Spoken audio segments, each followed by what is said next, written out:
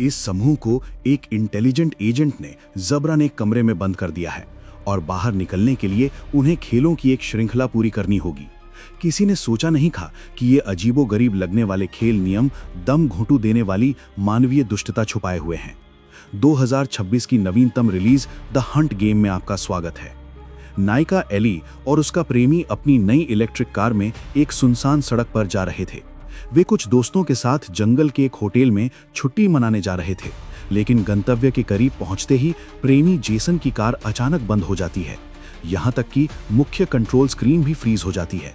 वह घबराकर कार से बाहर आता है और ये सोच ही रहा था कि कॉल करे या नहीं कि मुख्य कंट्रोल स्क्रीन अपने आप चालू हो जाती है और जेसन पाता है कि कार फिर से स्टार्ट हो गई है। उसने सोचा शायद एली ने कुछ किया होगा। सभी ने इसे एक मामूली घटना माना और आगे बढ़ गए। कुछ ही पलों में वे होटल के गेट पर पहुंच गए। घुंघराले बालों वाली जेनी काफी गर्व महसूस कर रही थी। ये उसने 3 महीने पहले बुक किया हुआ एक प्रसिद्ध नेटफ्लिक्स होटल था। पास कोड डालते ही वे लॉबी में प्रवेश कर गए। ये होटल से ज्यादा एक प्राइवेट विला लग रहा था, जिसमें कई कमरे थे और उनके ठहरने के दौरान सभी उसका आनंद ले सकते थे। एली को सबसे कोने वाला कमरा मिला।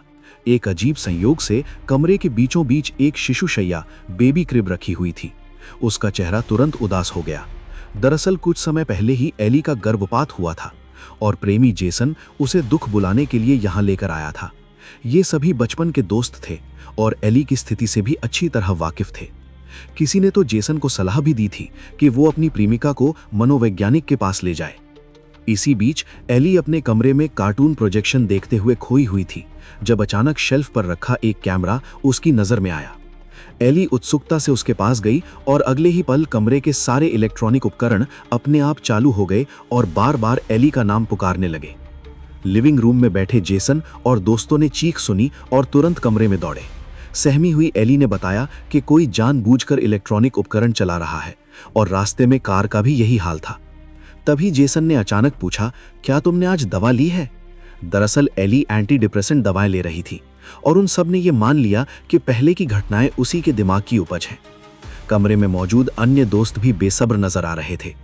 एली ने कोई ज्यादा स्पष्टीकरण नहीं दिया और गुस्से में कमरा छोड़ दिया।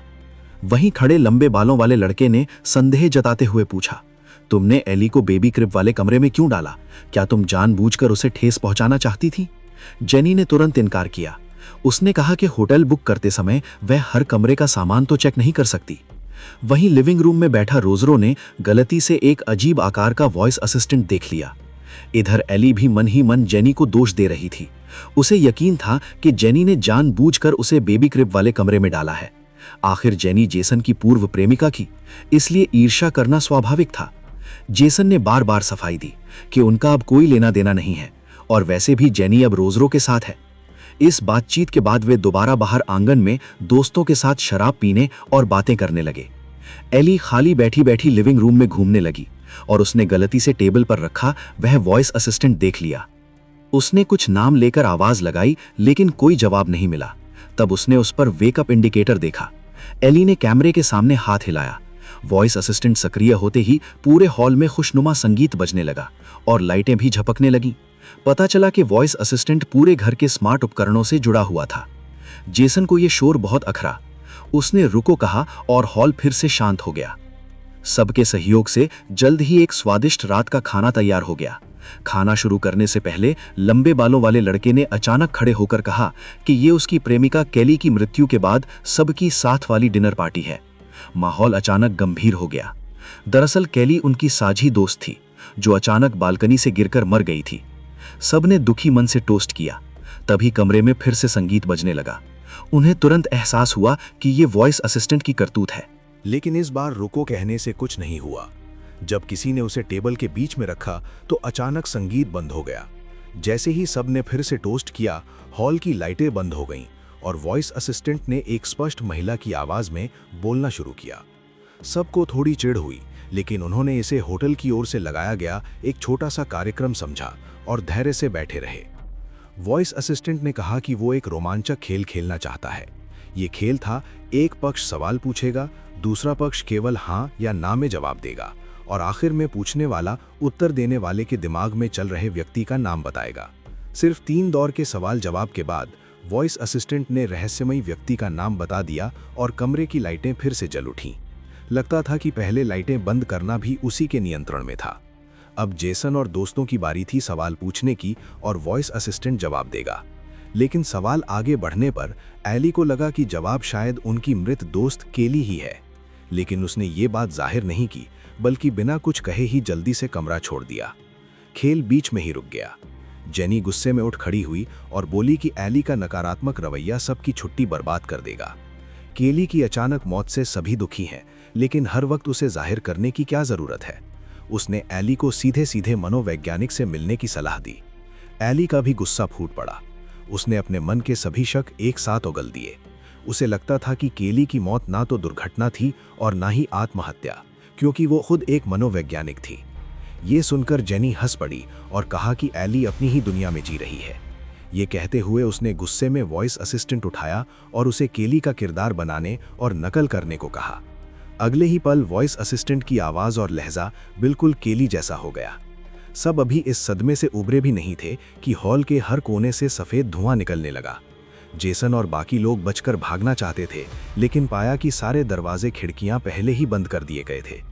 उन्होंने दरवाजे तोड़ने की कोशिश की, लेकिन शीशे मोटे और मजबूत निकले। जल्द ही सभी जमीन पर गिरकर बेहोश हो गए। जब रात हुई, जेसन बेहोशी से उठा। वॉइस असिस्टेंट ने केली की बिल्कुल भावनाहीन आवाज में कहा कि अब वो एक के बाद एक खेल शुरू करेगा और उम्मीद है कि सभी सक्रिय भागीदारी देंगे।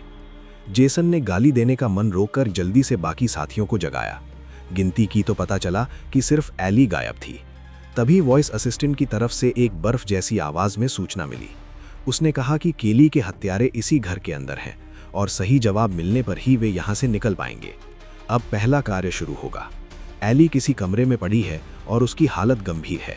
निर्धारित समय में उसे ढूंढो। सभी तुरंत अलग अलग दिशाओं में भागे। हालांकि वे इस खेल में शामिल नहीं होना चाहते थे, लेकिन ये दोस्त की जान का सवाल था, इसलिए वे पूरी ताकत से ढूंढने लगे। जल्द ही जेनी को एक बंद कमरा मिला। जेसन ने जोर से दरवाजा खोला। एली वहां पड़ी थी, लेकिन उसकी सांस तेज चल रही थी। लक्षण एलर्जिक रिएक्शन जैसे थे। लंबे बालों वाले लड़के ने फोन से मदद मांगने की कोशिश की, लेकिन वॉइस ने बताया कि यहाँ कोई सिग्नल या नेटवर्क नहीं है। एंटी एलर्जी की दवा एक तिजोरी में है और अगर कोई उसकी एलर्जी का कारण बता देगा तो तिजोरी का पासकोड मिल जाएगा। सभी ने रात के खाने में क्या खाया था याद करना शुरू किया, लेकिन तभी जेनी ने अचानक कह दिया, एली को केसर से एलर्जी है। वॉइस असिस्टेंट ने तिजोरी का पासकोड दिया। एंटी एलर्जी का इंजेक्शन लगते ही एली को होश आ गया। तभी लंबे बालों वाले लड़के ने ध्यान दिया कि पासकोड का नंबर केली की मौत की तारीख थी। उसने वॉइस असिस्टेंट से पूछा, तुम्हें आखिर चाहिए क्या? केली की बेरुख आवाज फिर से गूंजी। वो बस यही चाहती है कि सबको पूरी सच्चाई पता चले। पहले उसने सबके फोन से जानकारी जुटाई थी और पाया था कि जेनी ने इंटरनेट पर कई बार एनाफिलैक्सिस और केसर के बारे में सर्च किया था। ये सुनकर जेसन आग बबूला हो गया और उसने दावा किया कि जेनी ने जानबूझकर एली को नुकसान पहुंचाया था। जेनी ने घबराकर सफाई दी कि उसने शराब में केसर अनजाने में डाला था और उसे ये बिल्कुल याद नहीं रहा कि एली को इससे एलर्जी है। ये कहकर वो जल्दी से लिविंग रूम में वापस आई और वॉइस असिस्टेंट को तोड़ने की कोशिश की, लेकिन वो मशीन उम्मीद से कहीं ज्यादा मजबूत थी, लगभग उन मोटे दरवाजों और शीशों जितनी। सब वहां फंसे हुए बेताब हो रहे थे और सोच रहे थे कि किसी स्मार्ट डिवाइस के इशारों पर नहीं चलना चाहिए। जब सब मिलकर उपाय सोच ही रहे थे, तभी कमरे में एक अव्यवस्थित ऑडियो रिकॉर्डिंग बजने लगी। ध्यान से सुनने पर केली और लंबे बालों वाले लड़के के बीच की बहस साफ सुनाई दे रही थी। बीच बीच में शीशा टूटने की आवाज भी आ रही थी, जैसे लंबे बालों वाला केली के साथ मारपीट कर रहा हो। रोजरो ने तुरंत मान लिया कि लंबे बालों वाले ने ही केली को खिड़की से बाहर धकेला था। लंबे बालों वाले को एक घूंसा खाने के बाद उसने बिना लाग लपेट के कबूल कर लिया कि वही केली की मौत के लिए जिम्मेदार है। अब जब उन्हें जवाब मिल गया है तो क्या वे यहां से जा सकते हैं? लेकिन वॉइस असिस्टेंट ने कहा कि खेल अभी जारी रहेगा। इसका मतलब था कि लंबे बालों वाला निर्दोष है। फिर उसने जेसन को नाम लेकर बुलाया और कहा कि वो उसके साथ ही खेल खेलेगा। वॉइस असिस्टेंट के निर्देश पर जेसन ने एक शराब की बोतल घुमाई जो रुककर रोजरो की ओर इशारा कर रही थी, जिसे उसका साथी चुना गया। फिर वॉइस असिस्टेंट ने साथी यानी रोजरो को शावर रूम में जाने को कहा ताकि वहां से चाबियों का एक गुच्छा लाया जा सके। रोजरो समझ नहीं पा रहा था, लेकिन फिर भी खड़ा हुआ। जैसे ही वो शावर रूम में गया, शीशे का दरवाजा अपने आप बंद हो गया और फर्श में तेजी से पानी भरने लगा। लेकिन वॉइस असिस्टेंट ने जेसन से अपने सवालों के जवाब देने को कहा। सभी जवाब सही देने पर ही रोजरो बच पाएगा। अब जेसन को मानना पड़ा कि केली की मौत वाले दिन वो उसके अपार्टमेंट में गया था और उसने खुद केली के शव को बालकनी में ले जाकर फेंका था। सवालों के जवाब देते ही शावर रूम का दरवाजा खुल गया और रोजरो बच गया, लेकिन अब सब जेसन को घृणा से देख रहे थे और उसे हत्यारा मान रहे थे। जेसन ने कहा कि जब उसने केली को देखा तो वो पहले ही मर चुकी थी। उसने डर के मारे उस घटना को बालकनी से गिरने का हादसा बना दिया। तभी रोजरो ने भी कहा कि जेसन निर्दोष ही होगा, नहीं तो वो उसे बचाने के लिए सच नहीं बोलता। तभी फिर से वॉइस असिस्टेंट की आवाज आई। उसने कहा कि अब सच्चाई या हिम्मत खेलने का वक्त है। पहला कदम था बेडरूम में जाकर अपना फोन ढूंढो। जेनी ने अनिच्छा से दरवाजा खोला। छत पर लगे कैमरे को देखकर उसने गुस्से में उसे तोड़ दिया, लेकिन इंटेलिजेंट एजेंट ने कहा कि निगरानी हर जगह है और जेनी को अपना फोन खोलने को कहा। फोन में एक नया वीडियो आ गया था। ये उसकी पहले की केली के साथ हुई बातचीत थी। उसमें केली भविष्य के सपने देख रही थी। उसे बच्चा और खुशहाल परिवार चाहिए था ताकि सब दोस्त उससे ईर्ष्या करें, लेकिन केली एली के गर्भपात के लिए रो रही थी। जब केली बाथरूम गई तो उसने गलती से जेनी के बैग में गोलियां देखीं। फोन पर चेक करने पर पता चला कि ये दवाएं जबरन गर्भपात कराने की दवाएं थीं। केली को यकीन हो गया कि ये दवा जेनी अपने लिए नहीं ले रही थी, क्योंकि उसे बच्चे बहुत पसंद थे। एली के हाल के गर्भपात को याद करके उसे लगा कि ये सब जेनी नहीं किया है। समय वापस वर्तमान में आया। इंटेलिजेंट एजेंट ने जेनी से पूछा कि वो सच्चाई चुनती है या हिम्मत। अपने गुनाह का डर होने के कारण जेनी ने बिना हिचक हिम्मत चुना, लेकिन इंटेलिजेंट एजेंट ने उसे जेसन के साथ बेडरूम में जाकर चादरें बदलने को कहा। वहां बैठा रोजरो खुश नहीं हुआ और अपनी प्रेमिका से सच्चाई चुनने को कहा, लेकिन जेनी किसी भी हाल में एली को दवा खिलाने का राज नहीं बताना चाहती थी, इसलिए उसने हिम्मत ही चुना। जेसन भी नहीं चाहता था, लेकिन सबको यहां से निकलने के लिए उसे जेनी के साथ बेडरूम में जाना पड़ा। रोजरो जमीन पर बैठकर टूट गया और सोचने लगा कि जेनी को अभी भी जेसन से प्यार है। वहीं दूसरी पीड़िता एली तैरने के पूल में डूबे डूबे अपना दुख भूलने की कोशिश कर रही थी। उसे केली के साथ हुई एक पुरानी बातचीत याद आई।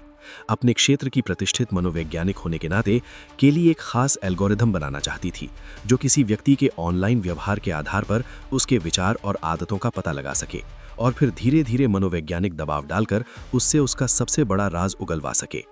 एली को यह सोचकर डर लगने लगा कि ये इंटेलिजेंट एजेंट तो बिल्कुल केली के उसी विचार जैसा था। जब वो वापस हॉल में आई तो उसने देखा कि रोजरो ने खुद को खत्म करने का फैसला कर लिया है। हालांकि सबने तुरंत पहुंचकर उसे बचा लिया, लेकिन इससे साफ था कि प्रेमिका के धोखे ने उसे कितना तोड़ दिया था। तभी कमरे में फिर से इंटेलिजेंट एजेंट की बेरुख घोषणा गूंजी। उसने कहा कि लंबे बालों वाले के केली के साथ हिंसक दुर्व्यवहार के सबूत जुटा लिए गए हैं। अगर ये पुलिस को सौंप दिए जाते हैं तो उसे 10 साल की जेल हो सकती है। लेकिन उसे एक और विकल्प दिया जाएगा, जेनी का दायां हाथ काट दो। रोजरो सोफे पर पड़ा बिना किसी प्रतिक्रिया के था। जेनी उठकर भागना चाहती थी, लेकिन जेसन ने उसे जोर से टेबल पर दबोच लिया। लंबे बालों वाले ने चाकू तो पकड़ लिया, लेकिन हाथ नहीं उठा पाया। तभी रोजरो ने झपटकर चाकू छीन लिया और बिना किसी हिचकिचाहट के जेनी के हाथ पर वार कर दिया। इंटेलिजेंट एजेंट ने बताया कि अगर कटे हुए अंग को फ्रीज कर दिया जाए तो पीड़ित के पास अस्पताल पहुंचकर उसे दोबारा जुड़वाने के लिए 20 घंटे हैं। ये सुनकर जेनी पूरी तरह टूट गई। खेल जल्दी खत्म करने के लिए उसने आखिरकार अपना सबसे बड़ा राज बता दिया। उसने कबूल किया कि सिर्फ ईर्ष्या के कारण ही उसने एली को चुपके से गर्भपात की दवा दी थी। ये जानकर कि उसके पेट के बच्चे की मौत जेनी ने करवाई थी, एली लगभग पागल हो गई और जेनी से बदला लेने पर आमादा हो गई। लेकिन जेसन शांत रहा। उसने कहा कि अभी सबसे जरूरी है केली के हत्यारे का पता लगाना। लेकिन जेनी ने साफ साफ कहा कि केली की हत्या उसने नहीं बल्कि उसके प्रेमी रोजरो ने की थी। दरअसल उस रात केली चिल्ला रही थी कि वो जेनी के कुकर्म के बारे में एली को बताएगी। रोजरो उसे रोक रहा था, लेकिन केली ने फोन उठा लिया। धक्का मुक्की के दौरान केली का सिर संगमरमर की चीज से टकराया और वो वहीं ढेर हो गई। सारा सच सामने आ चुका था और मुख्य दरवाजे का ताला अपने आप खुल गया। सब खुश थे कि अब वे बच गए हैं, लेकिन तभी रोजरो ने दरवाजे पर ही रुकावट डाल दी। लंबे बालों वाले ने जबरन निकलने की कोशिश की तो रोजरो ने हुक या हथौड़ा से उसे जमीन पर गिरा दिया। जेसन बिना देर किए आगे बढ़ा और एली ने इस मौके का फायदा उठाकर बाहर भागने की कोशिश की ताकि कार से बंदूक ला सके। उसने इंटेलिजेंट एजेंट से दरवाजा खोलने को कहा, लेकिन उसने जवाब दिया, क्या तुम्हें नहीं लगता कि इस घर के सब लोग मरने के लायक हैं? एली वहीं स्तब्ध रह गई। इसी देर में रोजरो ने जेसन पर वार कर दिया। जेनी गिड़गिड़ाने लगी, लेकिन उसने कुछ नहीं सुनी। बाहर एली अभी भी सोच में थी।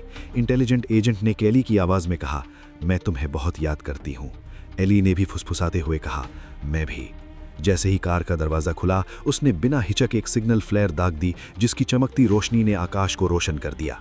तभी जेसन ने अचानक उछलकर रोजरो की गर्दन जोर से पकड़ ली। जल्द ही रोजरो का दम घुट गया और वो हिलना बंद हो गया। जब मेडिकल सहायता और पुलिस मौके पर पहुंची तो सिर्फ जेसन और एली ही बचे हुए थे। एक पुलिसकर्मी ने करीब आकर चुपचाप बताया कि जेसन पहले से ही पुलिस के साथ मिलकर काम कर रहा था। योजना थी कि केली द्वारा बनाए गए एल्गोरिदम का इस्तेमाल करके हत्यारे का पता लगाया जाए। सभी का इस होटल में छुट्टी मनाना आना दरअसल जेसन द्वारा रचा गया एक प्रयोग था, लेकिन पुलिसकर्मी को यह तरीका बहुत क्रूर लगा और उसने कहा कि इसे बड़े पैमाने पर नहीं अपनाया जा सकता। उसने इंटेलिजेंट एजेंट का एक्सेस पास कोड निकालकर जेसन को दिया और कहा कि कंपनी लौटकर उसे हमेशा के लिए मिटा दें। लेकिन वापसी के रास्ते में जब एली को पुलिस के इस आदेश के बारे में पता चला तो उसने वो वॉइस असिस्टेंट उठाया और बिना किसी हिचकिचाहट के जेसन के सिर पर दे मारा, जिससे उसकी मौत हो गई। फिर उसने इंटेलिजेंट एजेंट को कार चलाने का आदेश दिया और उसे बेकाबू गति से हुई दुर्घटना का नाटक करने को कहा। लगता था कि एली ने इंटेलिजेंट एजेंट को केली की ही रूप मान लिया था। द हंट गेम की कहानी यहीं समाप्त होती है। अगर आपको ये पसंद आई हो तो हमारे साथ जुड़े रहिए। फिर मिलेंगे अगले वीडियो में।